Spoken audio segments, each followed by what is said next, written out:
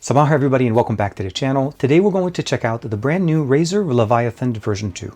This is a PC audio solution. This is a soundbar for the PC that also works over Bluetooth 5.2. So we have connectivity wirelessly and wired, but the main experience here is a THX Razer audio experience that's been upgraded to version 2.0 with some new improvements over the first generation. This is TK and this is my review of the Razer Leviathan version 2. Let's check it out.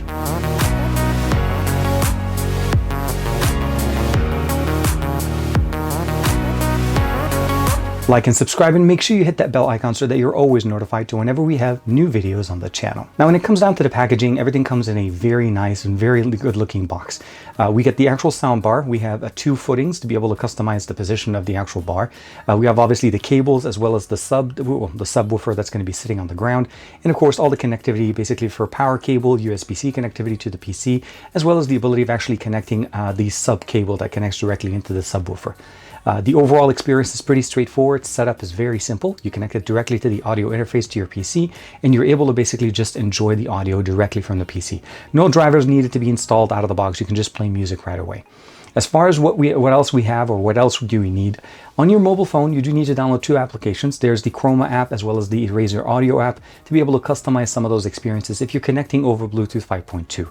The applications are very self-explanatory realistically. The Razer Audio app is the one that will give you the ability of customizing the lighting effect. That's the best way to do it, and also use the built-in EQ functionality that you can customize on the mobile side, because you can also customize it on the PC, because that's, again, it's intended to be a PC soundbar at the end of the day. Now when it comes down to the buttons at the top, we have the audio interface, essentially switching between Bluetooth or wired connection, and it also works well when you're configuring it with the PC to be able to switch between two different audio inputs on the PC. So if, let's say you want to be able to switch between the speakers and your headphones when you're gaming, you're able to just press that button and it'll do the exact same. You do need to configure that in the app on the system on the PC for that to work, but default essentially switching between Bluetooth and audio. The button next to that essentially is a Bluetooth pairing button, so you only need that to set up Bluetooth connectivity. And then of course we have the power button that's positioned right above the Razer logo with a nice little nub in front of it to allow us to actually feel for where the power button is. The next two buttons obviously are volume up, volume down. One thing to keep in mind, the volume up, volume down is basically mirroring what the system that you're connected to's volume is. This is not independent, so we don't have two volume levels. If you connect it to the PC, it will control your PC's volume level up or down. And if you have it connected to your smartphone, it does the exact same thing, raises the volume up and down directly on the smartphone. So it kind of consistently works as a hardware configuration button for whatever source audio that you're using from there. But other than that, I think it's pretty much straightforward. You can use it on your PC, and for that you do need to download the software for it. And you can also customize a little bit additional things in there as far as the RGB configuration. Out of the box, we have a few options in there that you can configure from the app directly on the phone or on the PC. And of course, you can go into a studio mode and configure more things and give it a little bit more of a reactive mode, especially if you have other Razer accessories. Like for me, I'm using the actual Razer mouse, and it actually keeps both the speakers as well as the mouse on the same Chroma configuration. So it's really nice to be able to customize that entire ecosystem. Of course, if you're using the keyboard and additional things, this is just going to permeate throughout. Chroma is really nice, and Razer offers us a lot of good compatibility within their own built-in ecosystem. Now, as far as the actual configuration or overall control app, you just need to download the Synapsys 3 app, and this is compatible with this, and it just basically installs on your PC, recognizes the speakers, and you're able to kind of customize everything. And it even supports different profiles or gaming profiles that you're also able to customize in there. And this is, again, all throughout the Razer ecosystem. Now, as far as the actual configuration, as I talked to you guys, it's pretty straightforward. Now, how does the sound actually work? Spatial audio working through THX is actually very nice. You do need to turn it on. By default, it is not. The system is configured to run on stereo by default out of the box. So once you install the Synapsys 3 software, go into the configuration and turn on the spatial audio. And that works very much in a way where it increases the audio levels and the tuning to try to give you more of a surrounding sound as opposed to just directional stereo. And it does get a little bit louder. It's not super immersive. What I mean, I don't feel like the sound's coming from behind me. So whenever I'm playing Call of Duty, it definitely felt like I can hear where the enemies are coming in from, if either behind me, in front of me, or what's going on. I'm able to actually hear it, and it was enjoyable to play games like that without having to have a headset on. Although it's still technically a lot better when you're playing it with that, so it kind of works there.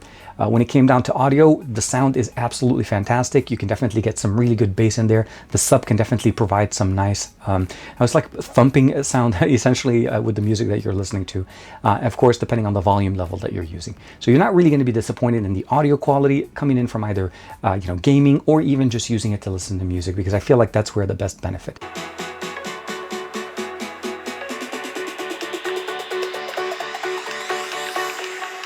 Jack it up.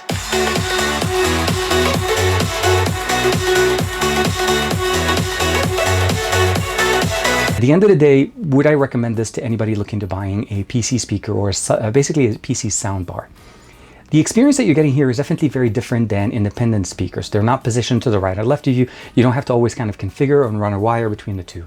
This one runs pretty much like what we use on the TV. It's a soundbar. It sits underneath your display, and it does come in with a couple of footings in there to be able to either have it flat or tilted up. And I had them tilted up a little bit to me because the position of where it's sitting at the desk, it was much better for it to position or face me directly. The mesh grill on the front looks really professional. It looks really nice, and it keeps the color going in there. You're able to dim the RGB coloring from a really low dim all the way to very bright. So there's a lot of customizations that come with it. And that's really what makes this system a little bit more unique than some of the other options on the market. One thing to say is a speaker, but when you get something that works in the ecosystem that Razer offers, you're getting a universal experience there.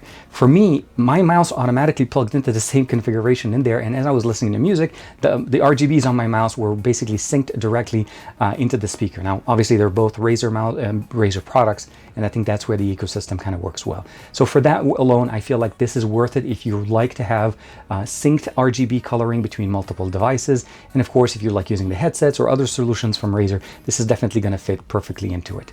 Now, I've seen a lot of people comparing this to Generation 1. Personally, I think like if you're running the Generation 1, I don't think this is really meant to be basically a big upgrade for you. There are some pros and cons, less ports and different configurations in there.